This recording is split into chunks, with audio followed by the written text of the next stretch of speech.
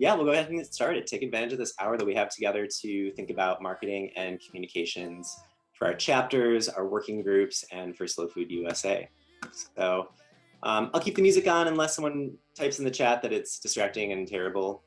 But yeah, I think just to kind of kick things off, I'm gonna spotlight my two friends and colleagues over here. So Cedar, Michelle, and I are just gonna say a little bit about ourselves, think about what the flavor or lens that we approach marketing and communications work in our lives. And then we're gonna shift over to answering some frequently asked questions.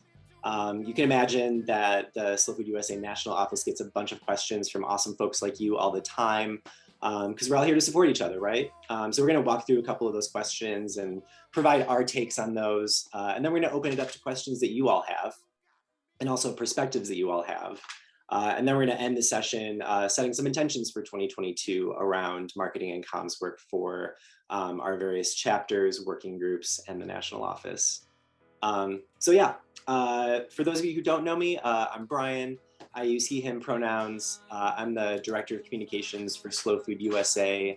I live in the unceded lands of the Ojibwe, Odawa, and Potawatomi nations, among many other people and nations and tribes that occupied the area now known as Chicago. And I'm excited to be here. I guess like my flavor of marketing and comms is inspired by what brought me to this work, which is my love for writing. And so I think thinking through what it looks like to be a content marketer, in that we're creating informative and valuable content for distinct audiences in order to inspire them to take action. I really feel like that's rooted in my love and passion for writing and storytelling. So I guess that's the kind of the flavor lens that I'm bringing to this work. And yeah, I guess I'll kick it on over to Michelle. Hi everyone, my name is Michelle Dimizio. I work with Brian on the communications team for Slow Food USA.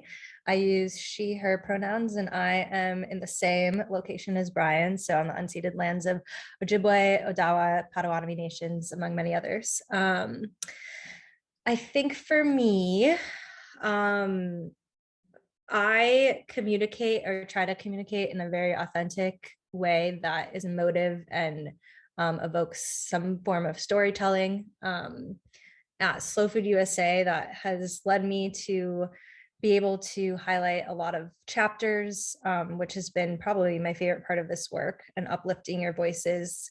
And I think as I've been here for almost a year, I've seen that we have also kind of expanded into uplifting other voices and trying to engage with other organizations that are within the context of our movement, so that we can become stronger and resilient together.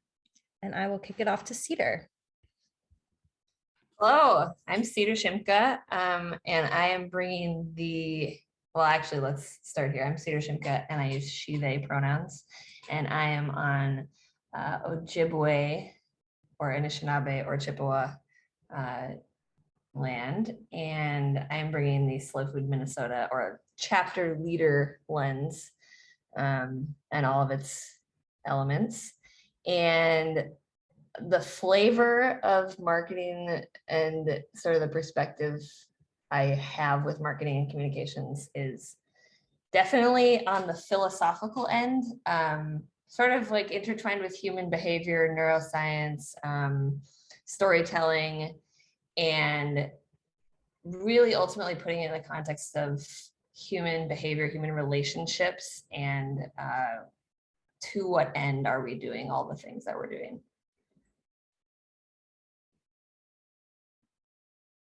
I love that. We want to learn a little bit about the folks in the room besides just the three of us, just so we have the context of knowing each other, knowing how to kind of guide this conversation and what questions to really focus on. So you all have been exposed to a bunch of tools throughout the Leader Summit journey. We've had Jamboards, we've had PowerPoints, we've had Mentimeter. And so today we are going to do a little Mentimeter moment where we want to learn about how you're connected to your chapter's comms or marketing work. So I've put a link to a Menti poll in the chat. If you go ahead and click on that link, it'll take you to a poll where you can choose from one of 4 options. And then I'm going to share the Menti board that's actually already getting some action. So yeah, we've got the 4 options. Maybe you're leading your marketing comms efforts for your chapter. Maybe you help out in some ways, but maybe you're co-leading it or someone else is really taking the lead. Maybe you don't do anything right now related to your working group or chapter's comms efforts, but you want to learn more, you want to do more. Or hey, maybe you are just really invested in the Leader Summit and you're along for the ride and you just want to be here with other slow food leaders. And that is awesome too. It's a space for however you want to interact with us. So yeah, we'll give this just one more minute. Definitely seeing some dominant answers popping up here. It looks like got a decent number of people in the room who are leading their efforts, and then about the same amount are helping out. So it's definitely a lot of folks in here who are really piloting their chapter's comms efforts. Then we've got some folks who are just here to experience some time together. So yeah, that's like a lot of people who responded, 15. So I think I'm gonna close that poll for now and bring it back to our friendly faces as we shift over into some frequently asked questions. So yeah, I guess like just to kick things off, big question, what's the one thing that we should do consistently to engage our network? Like we all know that time is of the essence and it is a limited resource. So if there is only one thing that you could do to strengthen your network through marketing and communications tools and strategies, what would that be? And I've been talking a lot, so I'm gonna kick it over to Michelle or Cedar. And also, please feel free to drop your ideas in the chat or raise your hand, and we can open the conversation up. Sure, I can start. I think since everyone is in a different location, I think before even answering this question, it's important to kind of understand your audience and what they might be most receptive to. So if you don't know that or don't know how to do that, usually the simple answer is to just ask, whether that's through a survey or if you have personal relationships with the people that will be receiving your content. I think that's the best way to figure out what people want. And then I think the next most important thing is that word consistency.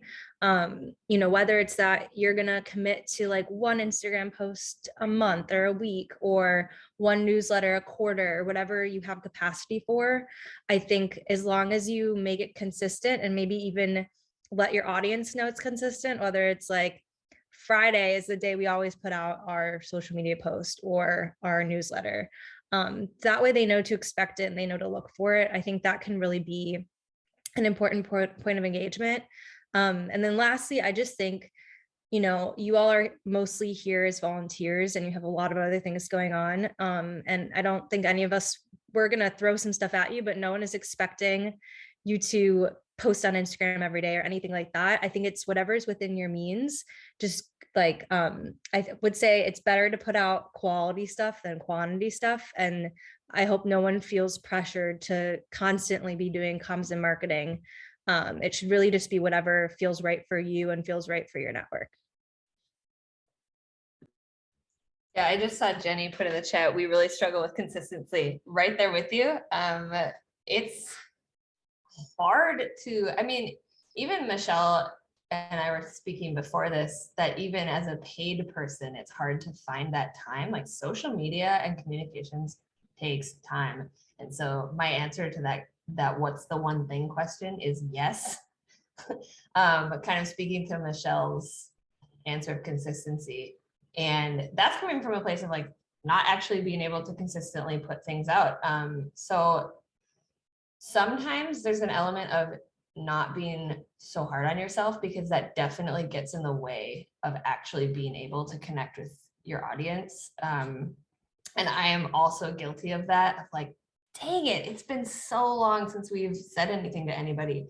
And something that has been helpful for me in the past is instead of trying to do, definitely not every day for me, and definitely not every week, like every week has been consistently challenging, but setting something, even if it's sending a newsletter once a quarter, and then when you can actually feel good about something and feel like you're actually meeting something, and then you can make it more consistent.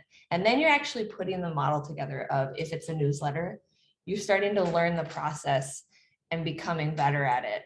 And so it's taking less time, getting over that hump, getting over any block you're having, thinking about it. So yeah, I think the big thing I want to point to is having grace, because that for me gets in the way of consistency. Yeah, I think that's a really great point. And along those lines, like, don't get discouraged by what you might perceive as communications strategy or efforts that are not in line with like some other chapter or some organization that you're following or a part of. We're here to collaborate, not compete. I want to point out a couple of great comments that are coming up in the chat. So Amy mentioned posting on social media platforms weekly as a minimum, working on creating a monthly newsletter. That's awesome. Stephanie mentioned being consistent with your communication strategies. So your audience doesn't hear from you on day one, and then they don't hear from you for another 3 months. Jenny points out that they struggle with consistency. If there could be a baseline of communications, it would be a big leap for us. Marla asked if we could do some support from the SFUSA office for MailChimp and WordPress. The answer is definitely. I've connected with a bunch of chapter leaders over the last 7 months just to work out some of like the fine-tuned details, including, I see Caroline in here. So, I've been working with Caroline from Slow Food Baltimore on a bunch of things to help them restart their chapter from a marketing and comms perspective. So definitely feel free to reach out to me or Michelle or Cedar. We could definitely give you some support around that.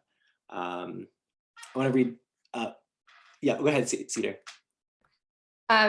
Something else that is coming up in hearing all these different ideas and options for communications is there's also the alternative of not setting a deadline for yourself in how consistent you want to be, but maybe having the approach of being responsive to what's actually going on in the community.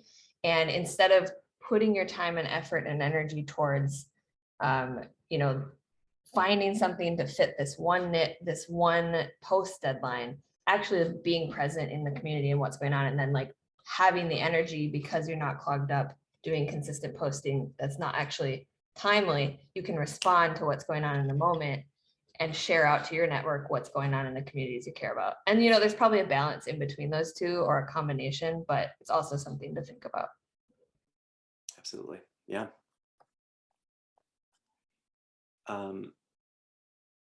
I'd say keep following in the chat. There's some really great ideas in here. I love the campaign that Amy's putting together for Black History Month. To answer the question, I would say echo what Cedar and Michelle said and what you all are saying in the chat. But like, if I had to like really give you one option, I would definitely say some sort of email campaign that is consistent. Email is still one of the most widely used tools by most of us who have an internet connection. So it's a reliable platform that will get into people's inboxes and in their attention. It is easy to track because most email systems, including MailChimp, which is a free and very user-friendly system, most systems have some sort of tracking on the back end. So you can see who's opening your emails, who's clicking through your emails, and then you can use that data to make some next decisions, right? So if you see that people are really clicking on this link to meet the board, but they're not clicking on this link to go to your event, you can start to think through why that might be and make some smart choices about your next newsletter. So that's my take on that. But there is no wrong answer. I think at the end of the day, what I'm hearing from folks is like being consistent, thinking about community connections as like a way of telling your story and hearing stories in a really organic and meaningful way. And yeah, that's kind of that. Any other thoughts on this question? The one thing to do consistently as marketing or comms? I have a question. Yeah, go ahead. So, is there a time in the day or during a day of a week that you find that people are more likely to read a newsletter? So would it be sending out a newsletter Sunday night or Monday morning? I mean, in your experiences, does anyone have a feel for that? I'll give you my very this is patent advice. I feel like a lot of sources would say Tuesdays through Thursdays are the best days to send out an email newsletter. Saturdays and Sundays are get the lowest opening click-through rates for email messages. This is also about knowing your audience, like Michelle said. So if you notice that for months 1, 2, and 3, you're trying out a rush hour, 5 p.m. email send time for your audience, and they're just not opening it, try another time. Try 10 a.m., try noon. So I think it's a little bit about knowing that the vast majority of folks are engaged in their inboxes in the middle of the week, and kind of going from there in terms of the actual time. But I'd love to hear from other folks on that. I would just echo that. I think it's a lot of trial and error. There's the overall metrics that companies put out and that social media has, but I think it really comes down to who you're putting it out to and what their work schedule is. If they work part-time, if they're retired, if they have flexible work. Now things are a little different because people are at home more. So I think I do a lot of trial and error with our social media. I have found for us, for the Slow Food USA channel, posting in the morning is usually better than posting at night. So that's something that I've done a little trial and error with. And there's ways that you can kind of look at the metrics for that. And if you ever need help with any metrics, I'd be more than happy to walk any of you through those. But that can be really, really important data if you're really wanting to make whatever you put out into the world the most effective. Yeah, and I think about getting that data also goes back to consistency. The trial and error goes back to consistency. And so if you're not at the point where you're already able to consistently put things out in order to get that data, maybe the schedule you want to start with is your own. And I think that's the end of my thought there. Yeah, I'm seeing a lot of ideas in the chat. For Teresa in Northern New Jersey, 11 a.m. is the sweet spot, and you're seeing consistent engagement around that time. John was mentioning not sending out email campaigns right on the hour, because I don't know about you, but I noticed that 2 p.m. I'm getting 5 email messages from 5 different organizations right at the same time, because everyone's like, well, we'll send it at 2 p.m. That's fine.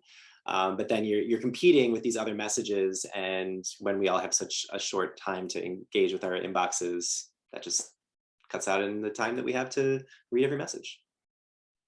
Also, I wouldn't discount actually asking the in-person or one-on-one connections you have who are of people in your community. Just even sending a text of what time would you open an email if I sent it? Because I always forget about that. Oh, if I'm wondering how to price something, or I'm wondering when I should do something, I have actual real humans I can ask. It doesn't have to be a survey.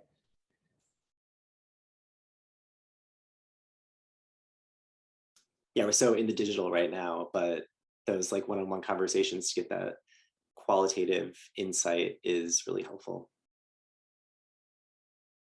And yeah, definitely, I see Amy and Jenny are both raising up Later, which is a great tool for planning some of your social engagement across, I think, Instagram, Facebook. I think they've expanded to a couple of other channels, including Twitter.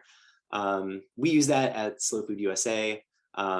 It's a great tool for both insights and posting. Oh yeah, and then thank you, Stephanie, for sharing that information about the Instagram algorithm. Good stuff. I'm sorry, what's Later?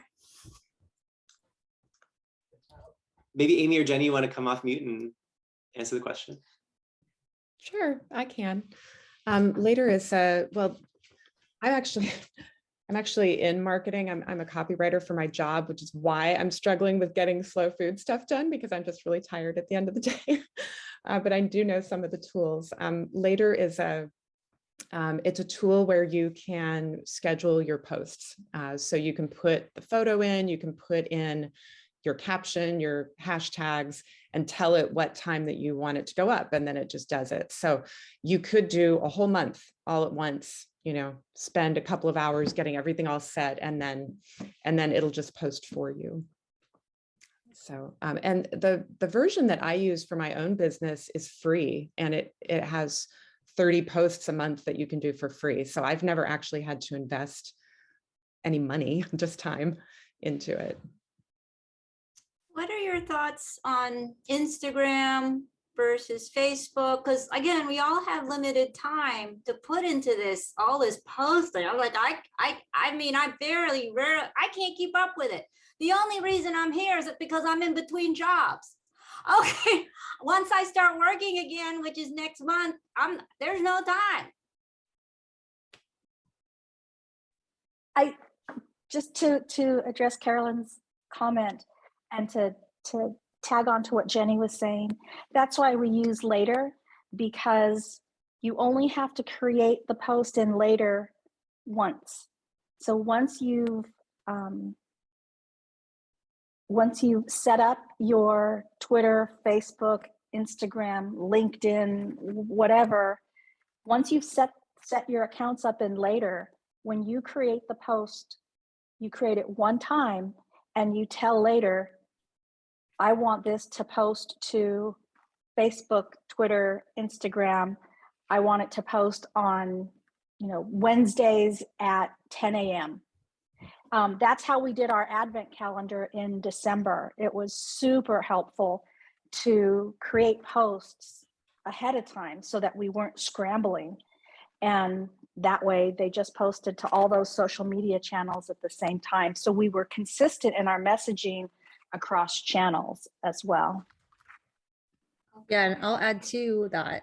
The way it's organized is kind of like a calendar. So it kind of creates this very nice organized content calendar. That way, when you do go back to work, if multiple people want to work on the content, you can easily see, oh, well, someone already has something posted on this day, so I'm going to move my post to this day. So it's like a very nice way to be collaborative if more than one person is working on your marketing and comms as well. And I love, like, in that answer, Michelle, is like the concept of collaboration. And like, if you're the only person for your chapter that's working on marketing and comms efforts, think about broadening the team, right? Like there are a lot of channels, there is a lot of work that you need to do to create posts, and also to do the even more important part of managing those communities and replying to comments and engaging with your members' content.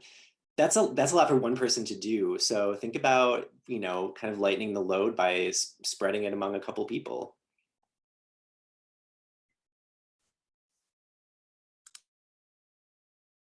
And Kirby has a great question.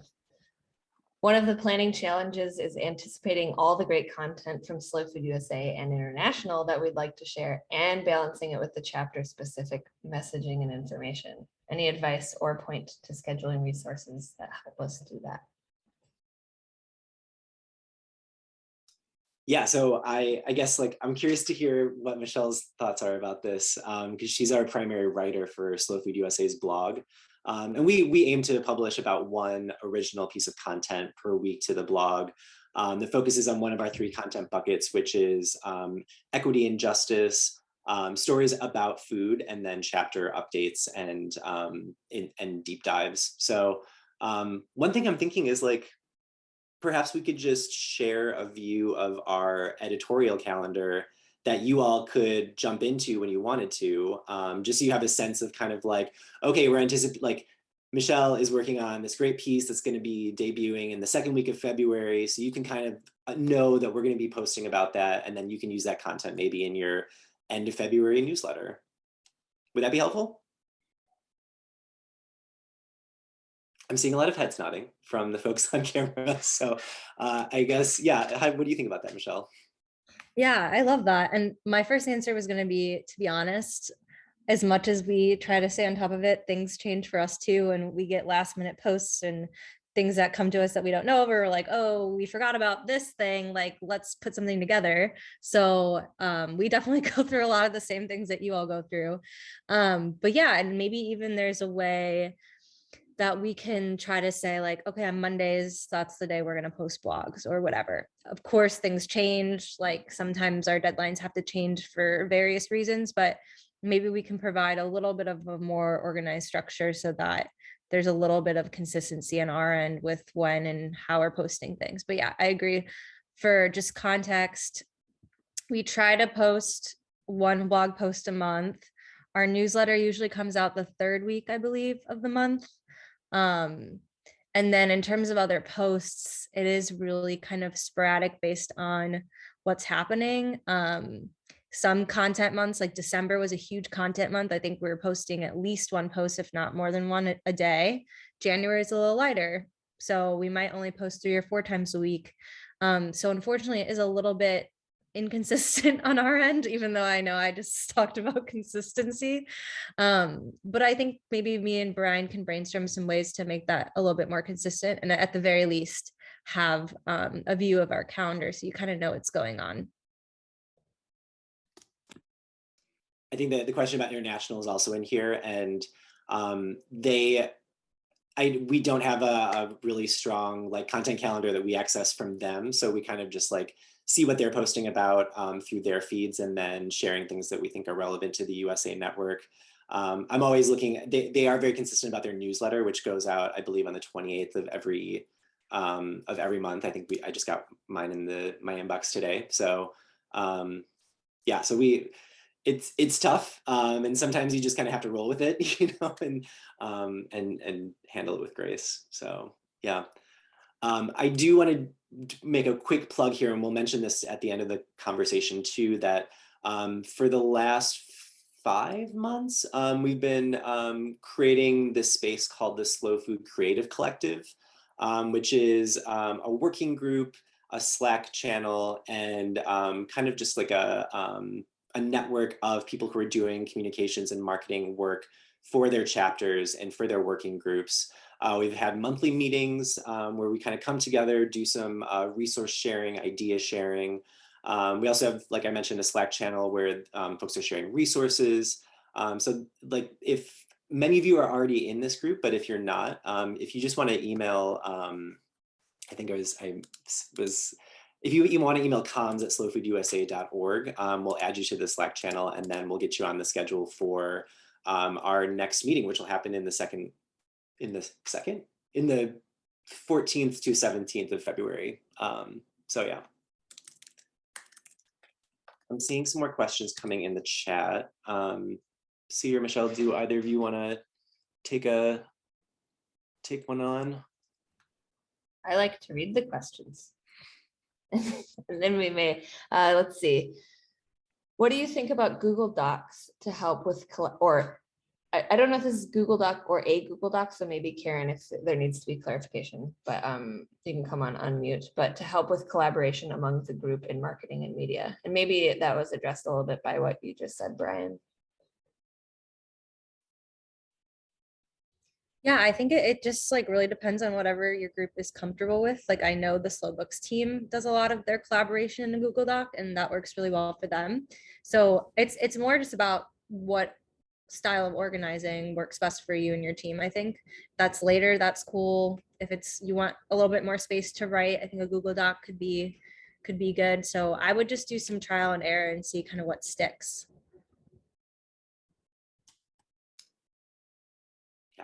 Trial and error, the underlying strategy for a lot of collaborative, people-to-people work.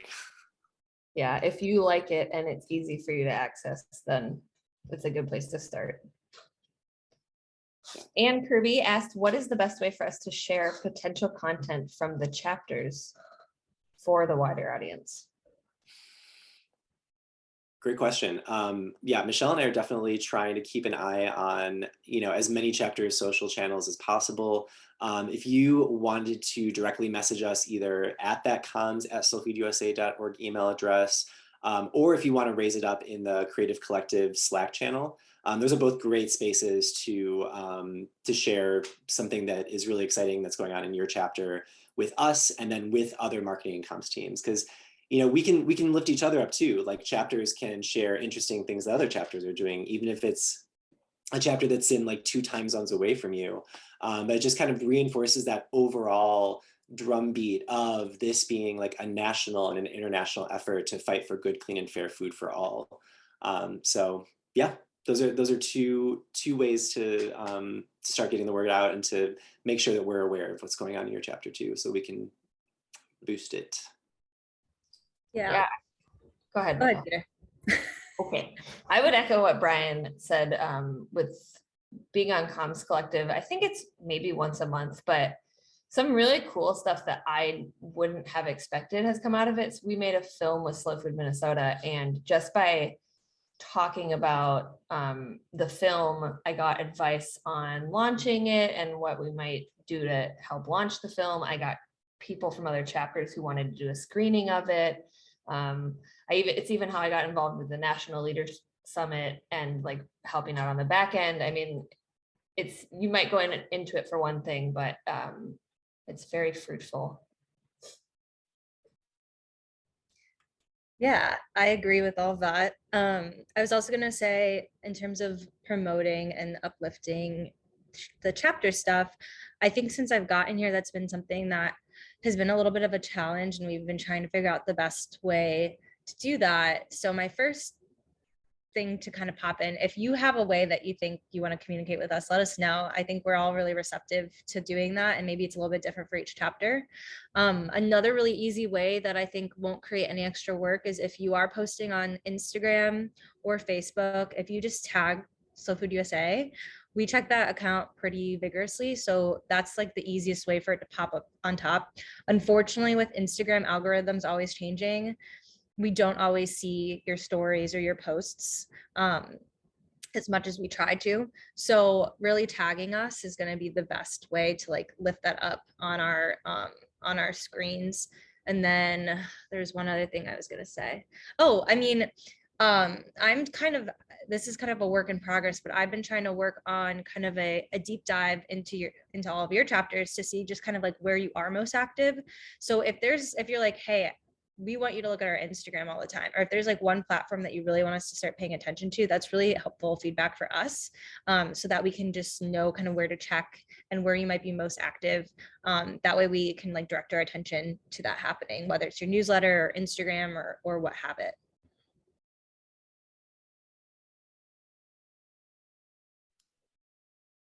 Stephanie noticed, did you want to answer that, or should I read the next question? Wait, say that again, Cedar. Did you have an answer, or can I go to I loved your answers. Yeah, no, that was, yeah, I definitely the tagging of Slow Food USA is a great idea. And yeah, I'm excited to see the report that Michelle's putting together to understand, yeah, how our chapters are engaging with their audiences. Yeah, something also I just thought of, is I think there's a lot of wisdom in this group. And so if you have an answer you want to contribute, please raise your hand or just come off mute and share your knowledge. I'm going to go to Stephanie's question, which is that she noticed that sometimes Slow Food USA posts to Facebook aren't on Instagram. Is that intentional? Strategic even, perhaps? I can kick it off. It is intentional. Some content is just a little bit more visually driven than others, and therefore something that is particularly original visual content is definitely something we're going to lead with on Instagram. But if we're sharing an article, for instance, we may not want to use Instagram and its like incredibly visual and vivid platform to share that information and that content. I think we also know, and this is definitely shifting, but we know that like different audiences and demographics drift toward different channels, right? And I think that used to be more true than it is today. I think like folks who are on Facebook are probably also on Instagram, regardless of some of their like individual identifiers. So yeah, I think that's that's that. And certainly like in terms of like when I think about stories versus like the main feed, like I think many of us are using stories with a lot more frequency than we are scrolling through the main feed. So I see that as a really great place, a really great cornucopia of our content as well as our partner and chapter content. And it's really just a great space to, it's just like, yeah, a great like message board in your favorite cafe. So, yeah.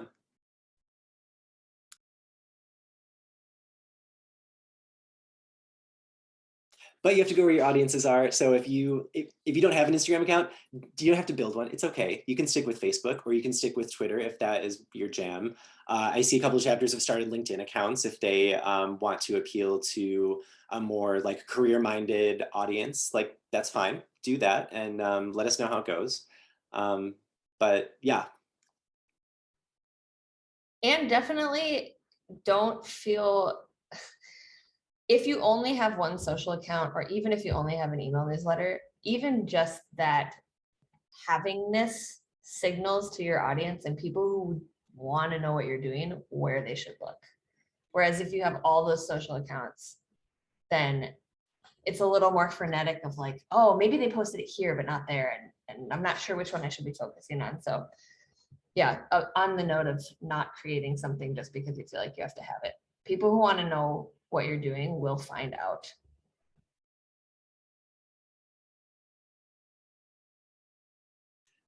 I would just add one more thing, which is sometimes the reason that you wouldn't post the same content at the same time across 3 channels is to reinforce the nature of this being like an organic, people-driven medium.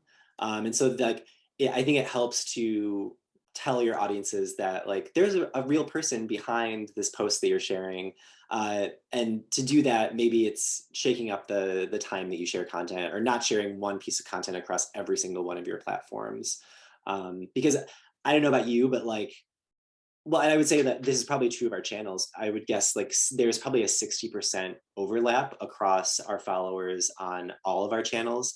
And we're all checking our Instagram feeds, our Facebook feeds, our LinkedIn feeds all the time. And so like when you see that same message post across 3 of your channels, you might just get a little fatigued and weary and not engage with all 3 of those posts across those 3 channels. So if you keep it a little bit more fresh from channel to channel, you might just see a little bit more engagement, and it just kind of reinforces that organic vibe that you want to build on your social channels.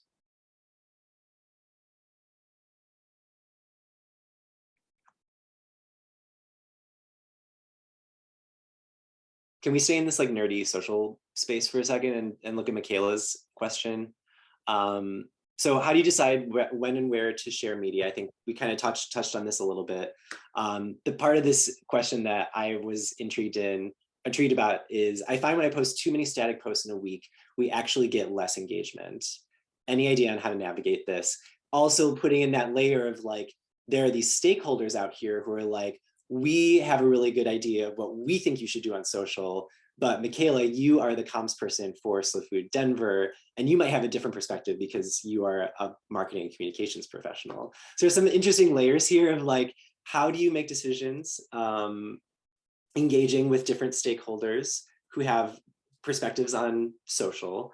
And then there's the algorithmic piece, which is the reality of the more posts that you create and share to your channel that don't get engaged with, the less overall engagement you're going to get because the algorithm is going to serve your content to fewer and fewer of your audience members, which is why there's a lot of pressure on making every post like really impactful and engagement alluring, because the better engagement you get on post A is going to make sure that post B is seen by more of your audience and have a better reach. So other thoughts on all that? That was like a mishmash of perspectives.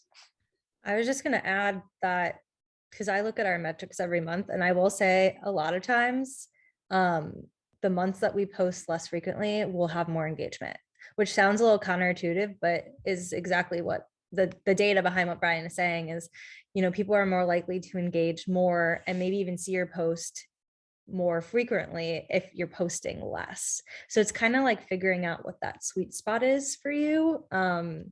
But I think that that's a really great point, and there's data to back it up.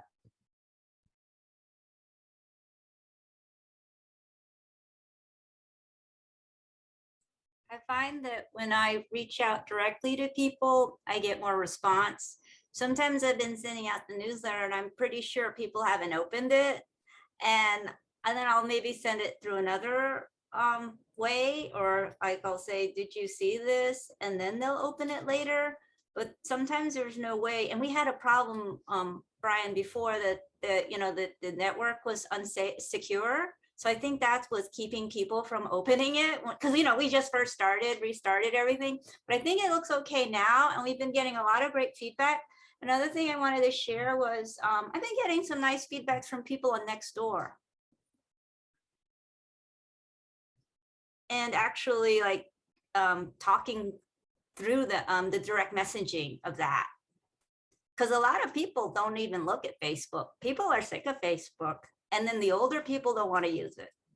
So I think like what you were saying before, Brian, was that emailing is actually the best way to actually get people to respond to you. Speaking of success and how we measure it, how do we develop a KPI for our chapter or measure engagement or measure success? I saw that Anne went unmuted. I don't know if that was on purpose, but did you have something to say? I think that question was coming from I do have a question or issue, but KPIs is part of that. So it'd be great to think about your advice on that.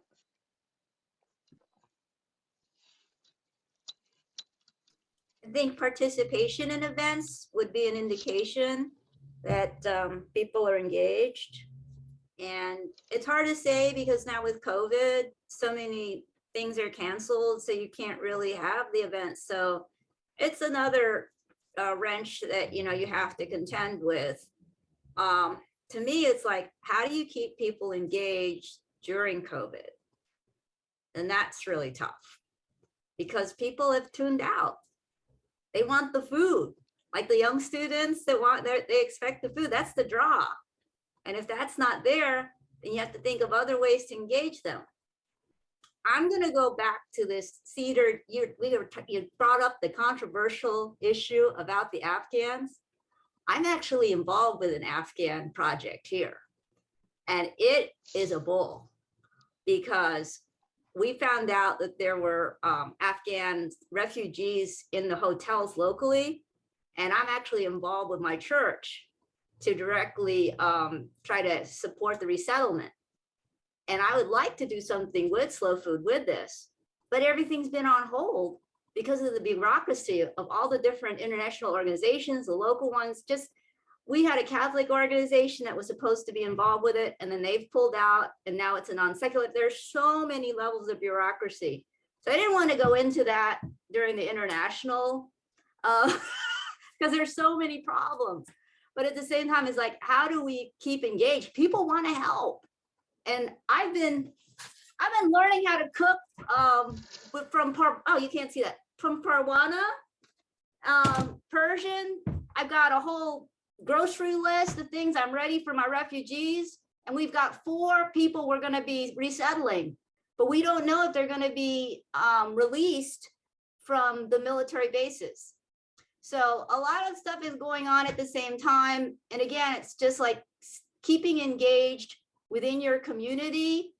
And I know that everybody's got a different, take on how the level of involvement. But for me, again, it's more just if you have people who are engaged, and I think we do, that we can still keep this excitement or interest in the movement going through things that people want to help with. And it changes based on current events. I mean, just like the Black Lives Matter, all of this is all we take into account the types of events that we're going to be doing. That's all. I think it's just everything.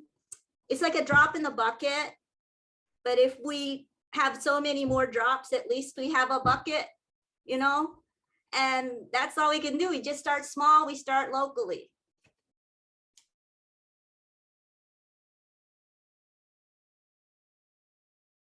Well, one thing that strikes me as a KPI for communications anyway are things like open and click-through rates. You know, part of the engagement is, I think, that people are consuming the information, and whether or not we know they do anything with it is, you know, eventually we like to capture that, but it's not there.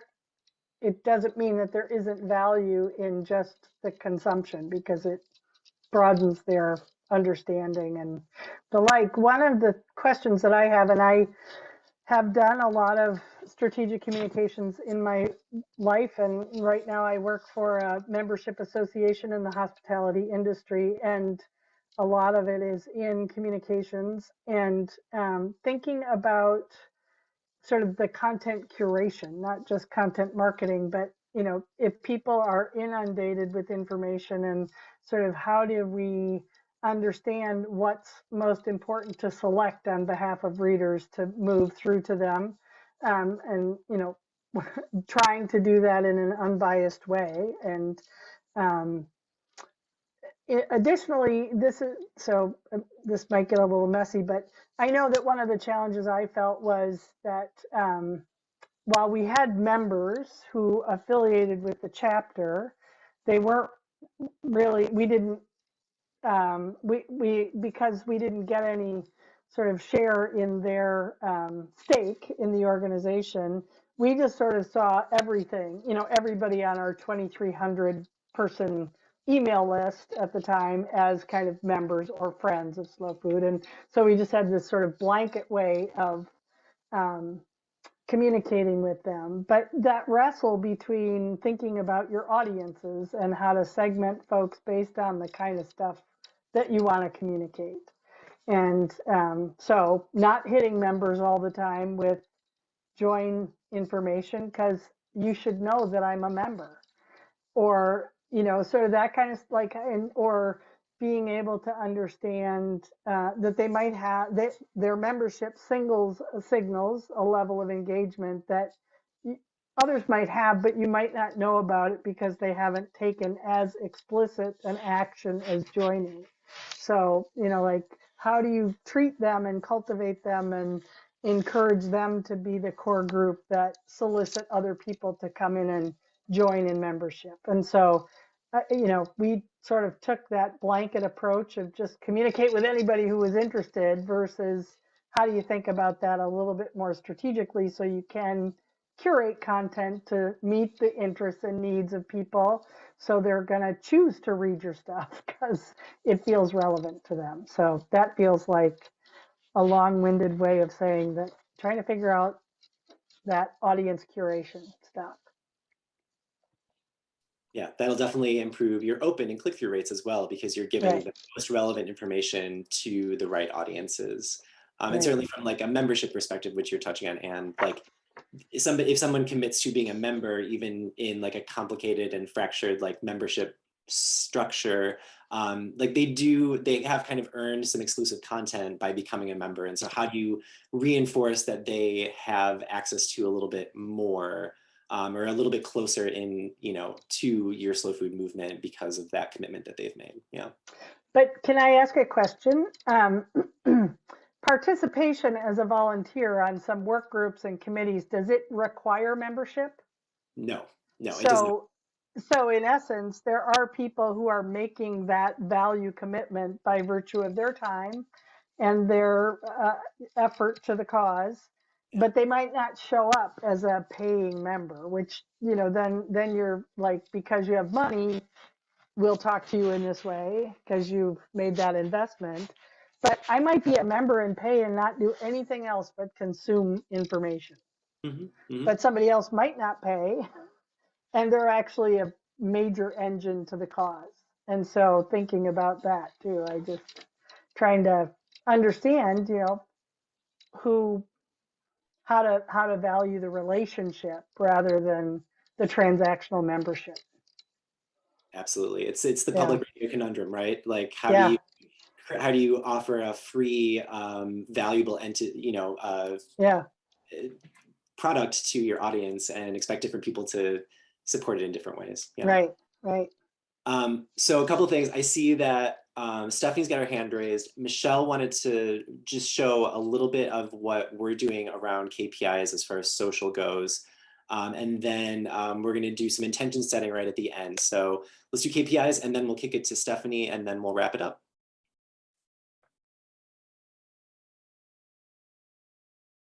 Okay, sorry, I couldn't find my mute button. So this is pretty in-depth, so don't be overwhelmed by this and don't think that you have to do this. But basically, we look at our reach and our engagement and the change of that over time, which is just the difference between the month prior. The way that we do it, I have the notes over here. We've gone back and forth with this. So I guess it just kind of depends on what you think is most important for your own social media. But for us, we define engagement as likes and reactions on Facebook, likes on Instagram, and it's just called engagements on Twitter. And then for reach, again, these are all metrics that they use. So it's the reach that they pull on Facebook, the reach they pull on Instagram, and impressions on Twitter.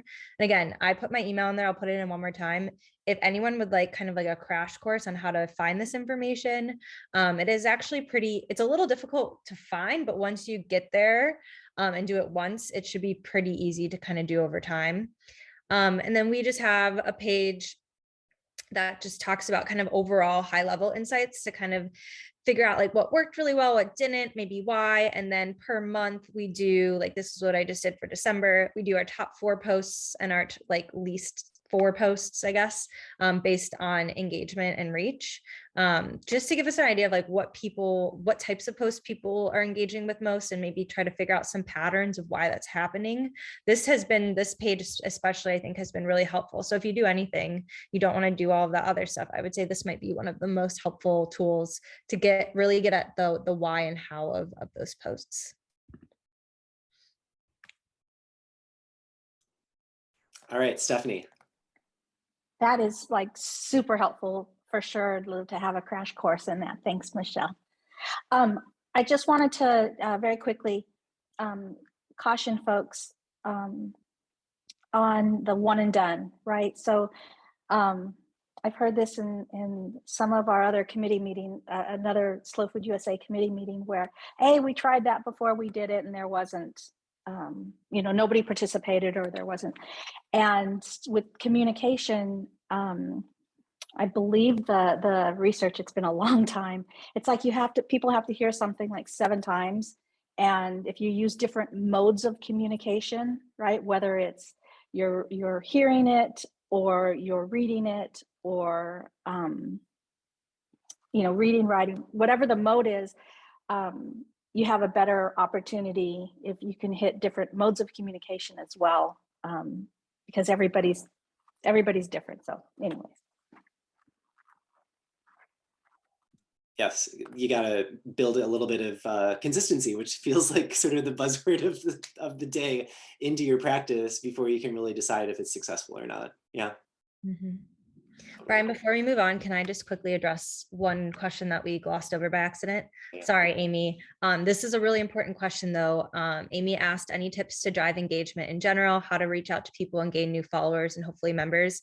And this actually kind of relates to one of Shirley's questions about launching a new project or program. I would say we've had really great success with partnerships, and what that might look like is partnering with another organization that has somewhat of a social media presence and figuring out how you can cross promote, because then you get their followers and they get your followers. We've had, like, for instance, we just partnered with Good Food Foundation, and through that partnership, we gained a lot of their new followers. So it works really well, especially if they're all within the same movement and context. And it's also a really great way to build relationships within your local area or within the food system movement in general. So that would be my answer. And then hashtags are a little hit or miss, but they do sometimes work to get some more eyes on your stuff. So maybe figuring out, the best balance of using those, I would say. Now just add, and no one wants to hear this, but paying to play, it does work. If you just put $5 behind a post that you really want to get out to your audience, it's $5, but it could really help that post go a long way. So sorry to say, but pay to play is a reality. All right, we are 3 minutes away from the end of this really awesome conversation that I've enjoyed connecting with you all through. We just wanted to end thinking about 2022 and the year ahead. And I wanted to go back to that Mentimeter and just ask if you could share one intention that you're setting for your chapter's marketing and communications work in 2022. What is that one thing, capital O, capital T, that you are thinking about trying or that you want to do this year? And just, yeah, go ahead and fill out the prompt that I just shared in the chat. And then I will share my screen so we can kind of see what folks are thinking about for the year.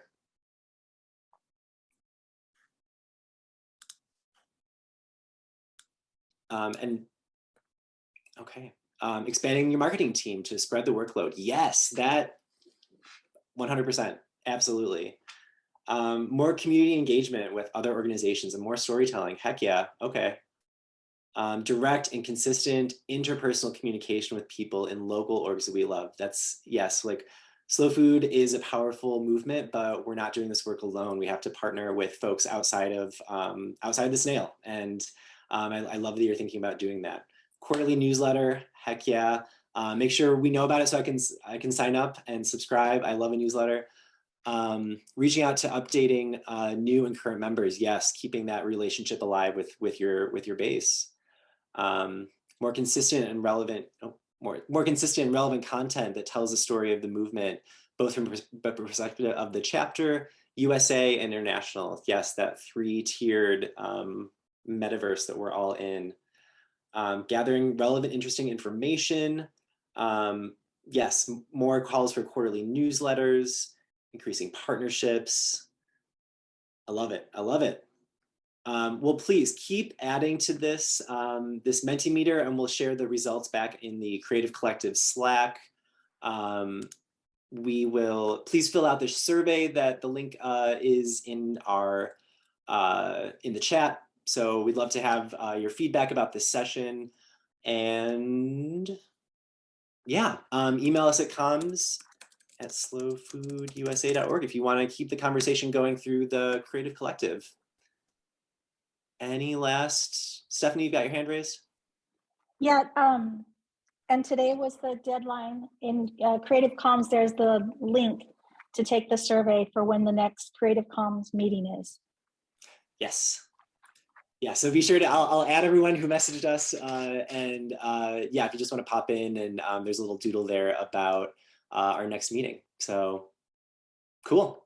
Okay. Thanks, Well, everyone. it's 2 o'clock. Thank you all for being here. Thank you especially to Cedar and Michelle for being awesome collaborators. Really through this whole Leader Summit session, the series, it's been a really meaningful collaboration. Thank you all and have a great day. Thank you. Bye.